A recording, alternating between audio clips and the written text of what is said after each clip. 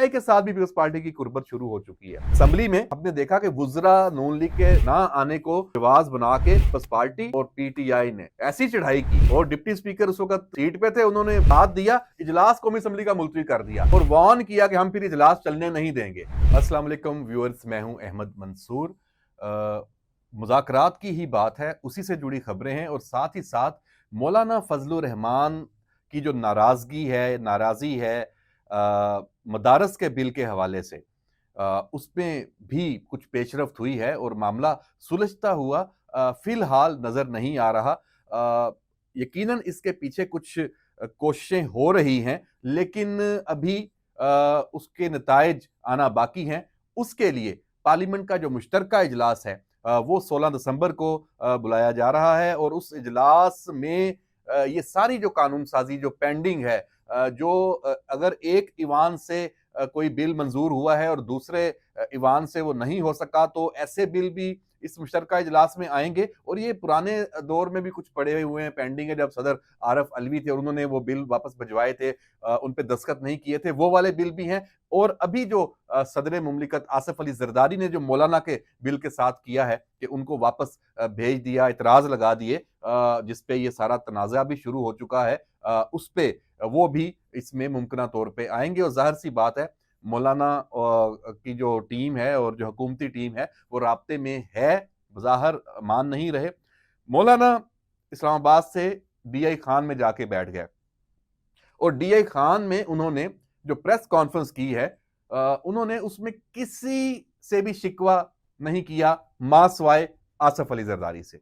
और मौलाना का ये शिकवा बनता है, मैं पहले भी बात कर रहा हूं, जो मौलाना का मौकफ मदारस के बिल के हवाले से है और जो दूसरी तरफ जो उलमा कराम और जो मदारस के बोर्ड्स वो इस हवाले से अपना एक अलहदा मौकफ रखते हैं, जो अलामा ताहिर अशरफी उनको लीड कर रहे हैं, वो उसमें भी बड़ी जान है। तो इस मामले को सेटल तो होना है, तो इसको आपस में बैठ के कोई कुछ लो और कुछ दो की बात हो जाए। मौलाना ने जो बात की है उस पर हम थोड़ा पहले बात कर लें और आसिफ अली जरदारी के हवाले से भी कुछ इंफॉर्मेशन है, कुछ सवाल मैं उठाऊंगा। वो जो सवाल हैं उस पे ही आपको समझ आ जाएगी कि कोई मामला कहीं गड़बड़ है।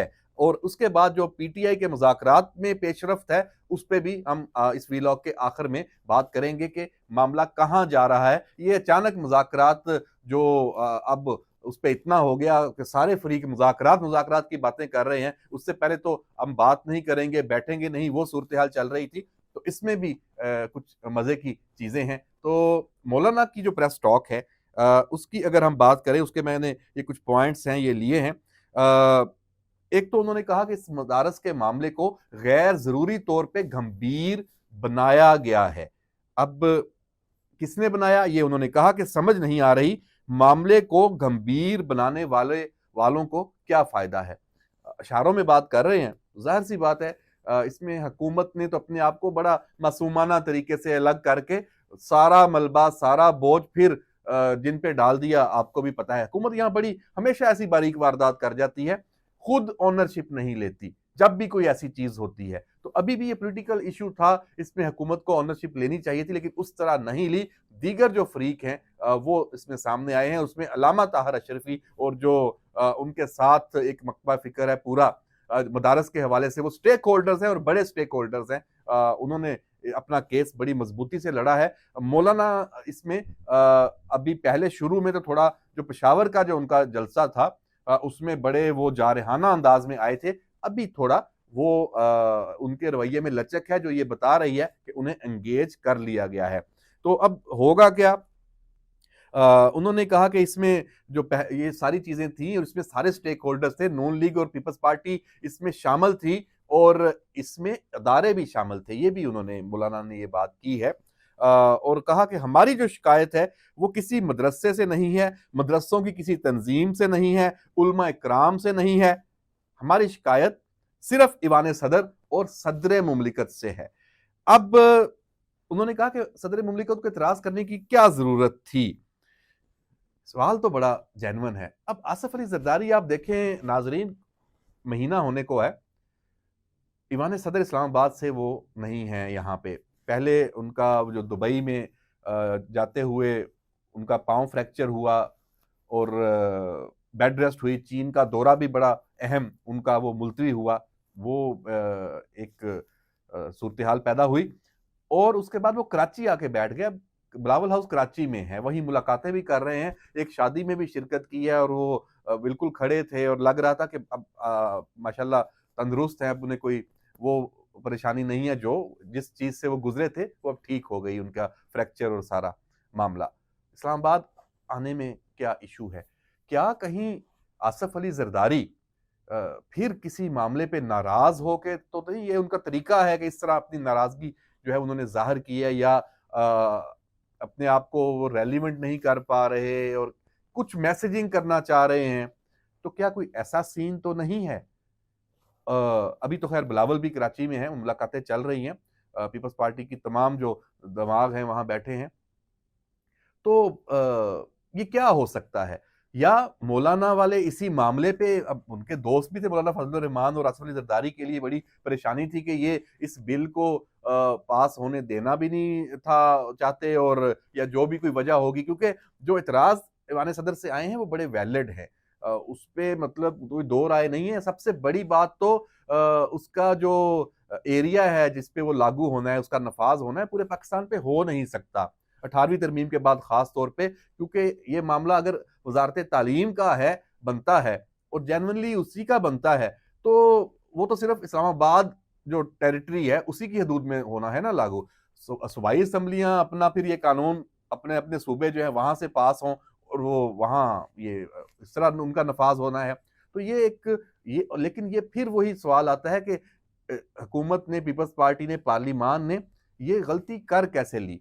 तो आसफ अली जरदारी क्या इस वजह से थोड़ा वो है, या जेन्युइन वही बात है जो उनका मसला बना फ्रैक्चर का?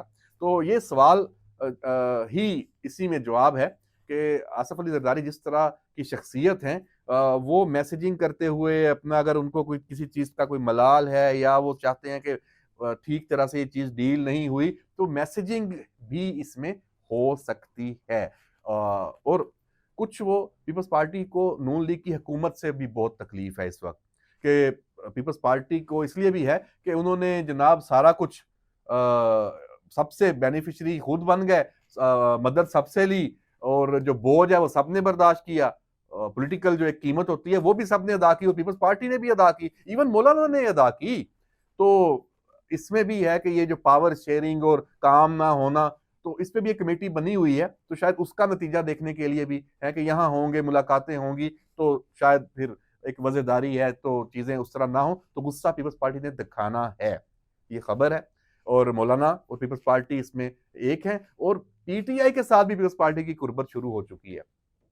असेंबली में जो सबने देखा कि वुजरा नून लीग के ना आने को जवाब बना के पीपल्स पार्टी और पीटीआई ने ऐसी चढ़ाई की, और डिप्टी स्पीकर उस वक्त सीट पे थे, उन्होंने साथ दिया, इजलास कौमी असेंबली का मुलतवी कर दिया और वार्न किया कि हम फिर इजलास चलने नहीं देंगे। यानी पार्लियामेंट में, कौमी असेंबली में, ये देखें तो पिछले जब से ये नई कौमी असेंबली वजूद में आई है, ये बहुत अहम डेवलपमेंट है कि एक तो ओपोजिशन का रोल पीटीआई अदा करती नजर आ रही है और पीपल्स पार्टी साथ दे रही है। चले इशू पे सही, एक इशू पे सही, ये साथ दिया देना बहुत मानी रखता है। क्या आने वाले दिनों में भी यही सूरत हाल होगी? फिर जो मज़ाकरात पे पीटीआई जिस तरह से आई है, और आज तो हर तरफ से उन्होंने आवाजें दी, जिससे भी बात करें वो कहें जी हमारी तरफ से तो कोई शर्त ही नहीं है। बैरिस्टर गोहर से लेके, उमर अयूब से लेके, असद कैसर से लेके, सब एक जुबान बोलते नजर आ रहे हैं कि हम तो मुज़ाकरात हमने करने ही करने हैं, कोई शर्त नहीं है, हमने बैठना है, अभी सिर्फ टीओआर तय कर किए जा रहे हैं। यानी अब टीओआर जब तय करते हैं तो मुज़ाकरात तो शुरू हो गया ना, यानी आप कहीं बैठे हैं ना, एक अमल तो शुरू हो गया, तो आप ये कहते हैं कि अभी शुरू नहीं हुए, अब गलत बयानी कर रहे हैं। जनाब ये मुज़ाकरात शुरू हो चुके हैं, हाँ अभी इब्तदाई मरहले में है, अभी टीओआर क़वायदो ज़वाबित के हमने किस तरह मामले को आगे बढ़ाना है वो भी इन्होंने तय कर लिए हैं। तो ये बात कहना कि किसी से हमने चीज से मशरूत नहीं किया, हमने कोई शर्त नहीं रखी पेशगी, हमने अपने अपने इश्यू सामने रखे हैं, उन पे आगे बढ़ना है, तो इसका मतलब है कि टीओआर भी तय हो गए हैं कि हमने, टीओआर क्या है, सिंपल, कि मुज़ाकरात होने हैं, अपने अपने इश्यूज पे आगे जाना है और उन इश्यूज के ऊपर भी कहीं रुकना नहीं है कि अगर कोई एक बात पीटीआई की, फर्ज करें बानी पीटीआई की रिहाई की बात हुकूमत नहीं मानती तो उस पर मुज़ाकरात रुकेंगे नहीं, चलते रहेंगे। तो ये बात तय हो गई, तो मुज़ाकरात शुरू हो चुके हैं और इसमें हुकूमत को बड़ी हैरानी है इसमें। जो हमारे ज़राए बताते हैं कि ये यकायक पीटीआई को हुआ क्या है।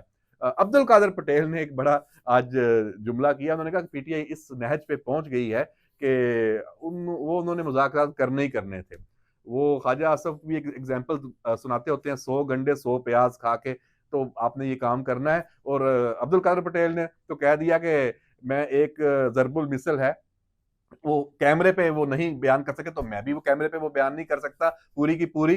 तो वो उसका पहला हज़फ कर देते हैं, आप समझ जाएंगे, क्योंकि वो इतनी आम है कि हमारी सोसाइटी में उसका मतलब कोई इशू नहीं है। हर बच्चा बच्चा समझता है इस बात को कि वो पहला जुमला हज़फ किया तो न्याज लगी बटने। तो जनाब पीटीआई के साथ ये हो गया है कि अब वो बस मुज़ाकरात की बात कर रहे हैं। तो ठीक है, अच्छी बात है।